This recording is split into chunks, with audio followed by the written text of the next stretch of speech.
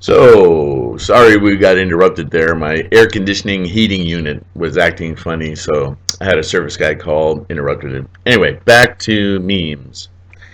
Um, so this is what I want to say about memes. I want to clear up a few terms that we use without thinking about what they mean. For instance, I just had a young artist starting out, um, and this is like a lot of us. Will say that we want to make work that communicates, and I think the word that was used was impactful. Um, I remember when I was first showing my stuff around to galleries, the word that was common back then in the 80s was your work is very strong, which was kind of code for yikes. Um, when you're an artist that wants to delve deep within yourself, there's a certain, and artists say this all the time too, that art is a form of therapy.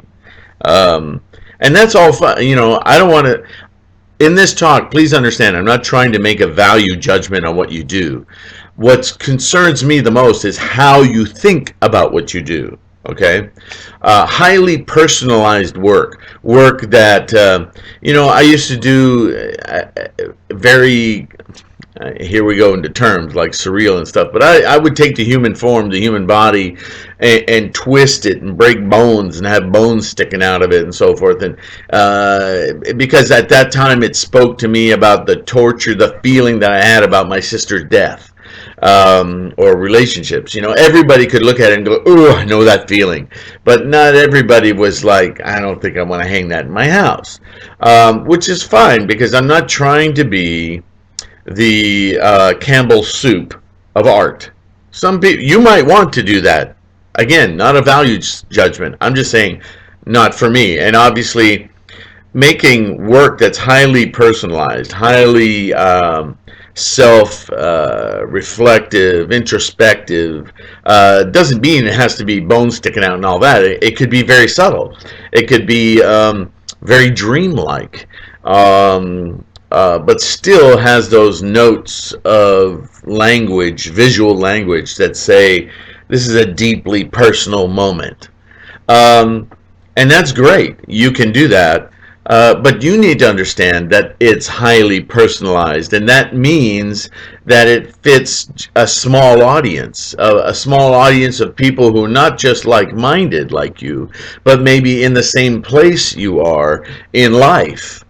Um, so if you really understand what I'm saying right now, for that kind of an artist to then say, I want to be famous, I want to be in 5 to 10 years, I want to be in New York and be in galleries, um, there's a huge disconnect by the way you see yourself and your work and the way you see yourself and your work in the culture, because you're now not speaking to yourself correctly. And let me say this about that.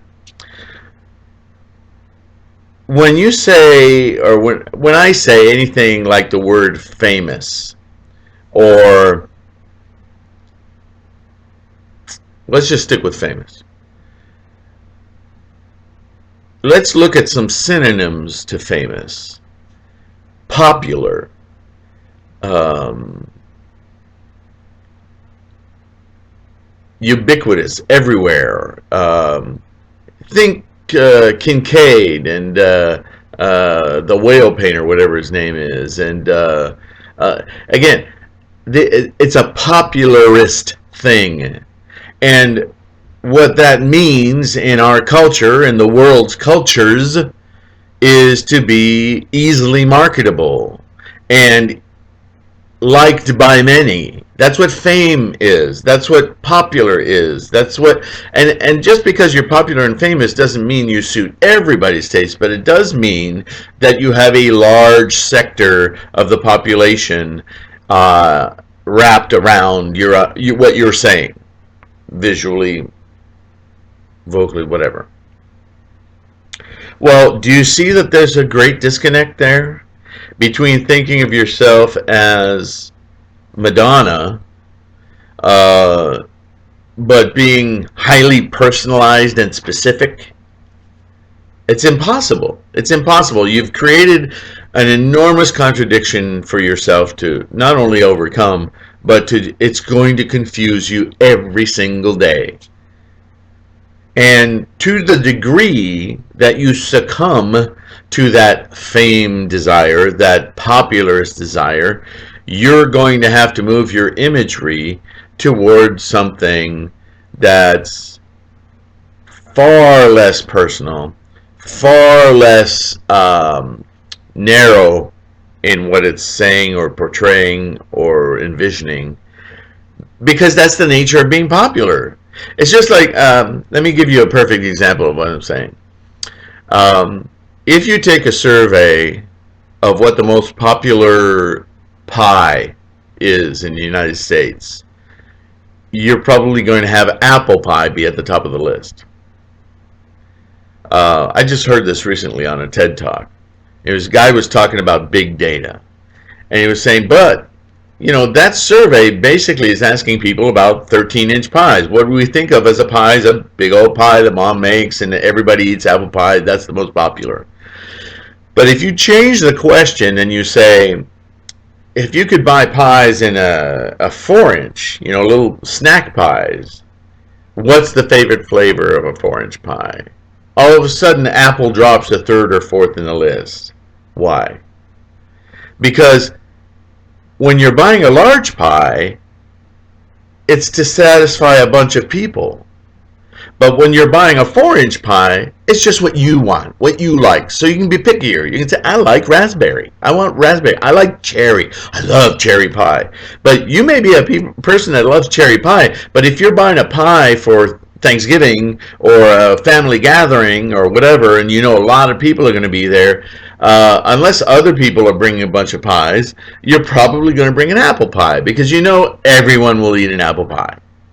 So my point is, the popularist pie is the apple pie, but the more personal, more specific treat is what you like, and there's a narrower audience for that just by its very nature. So you have to understand what you're saying. When you say, I want to be famous, I want to be in a bunch of galleries, you can't be highly personalized and strong in your imagery. You have to find imagery that's more conducive to the market. And this, I've talked about this before. This is what I mean. When you have to decide as an artist, are you going to be motivated to create work to suit a market? And if so, is that market narrow, specifically to what you want to say? Or is it broad? Maybe all your artwork is about Dianetics and you market strongly to that group. Again, this is not a value judgment. I just want you, my fellow artist, my friend, to understand what you're saying, because you're setting yourself up. And we have enough obstacles to face without tripping our own selves up with our language, because the language is how we think. Does that make sense? Please leave comments, let me know, ask me more questions. This is a big topic, and I could go on, but this is almost 9 minutes now, so I'm going to cut it off now. Thanks for listening. I hope this meant something. If it was confusing, please tell me so I can correct it and help you out. It helps me out too. Have a great day, all right?